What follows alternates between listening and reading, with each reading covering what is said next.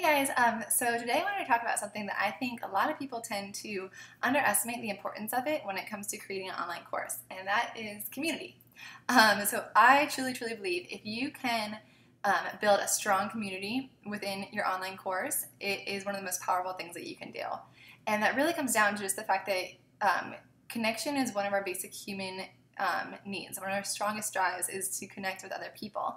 So if you can incorporate that within your online course, it just makes it that much more attractive. I know for personally, one of the first online courses that I bought was Marie Forleo's B-School. And I knew a lot of the content already because that's my job is I do marketing. And I already had a business online. So it wasn't necessarily the information that I really wanted out of the course, but I was still willing to spend the $2,000 that it was because I knew that upon purchasing, I would immediately get access to a network of 11,000 other entrepreneurs. And that is just you can't really put a price tag on that. Having that connection and that support and those relationships I think are really what got me my business off the ground and continuing to grow now is the relationships and the networks that I built and the network that I have built.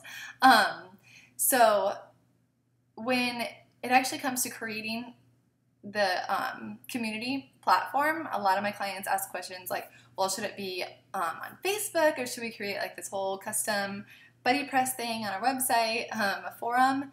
And after doing this a bunch of times, I've really found that although it might not seem as exclusive or high-tech or advanced, the Facebook groups are really the communities that take off. And I think that just is because it's so ingrained in us to check Facebook, at least once a day, probably more 10 times a day for a lot of people. And you're getting notifications on your phone. So it just makes it so easy for people to engage within the community and really join in the conversations. And the more people that engage, the more successful the community will be, but then also your course, because another huge benefit of having the community is that we actually we learn better by working with other people, meaning you can teach something on a video lesson and people they'll absorb the knowledge kind of on a superficial level, but it really takes applying that knowledge to really learn it. And then if you can apply it multiple times while interacting with other people in real life scenarios, and you're just working through different questions and different problems with each other, it really makes it stick. And of course, that's the whole point of creating an online course, is that we want to teach someone something, and we want to get them from where they are to where they want to be in a shorter period of time than what they would do on their own.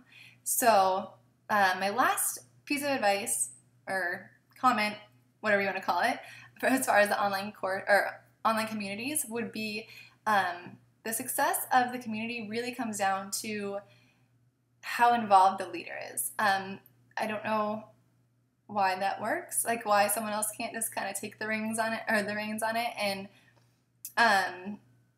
create that community culture. It really depends on the leader of that community. So if you're putting this course out there and then you've created this community, I would really highly suggest taking that as a high priority, where you're checking in at least once a day within that group and answering a question or just giving a compliment or just posing a question, making people think.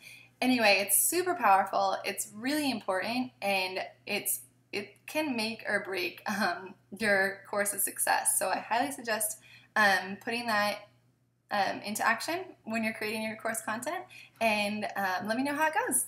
Thanks.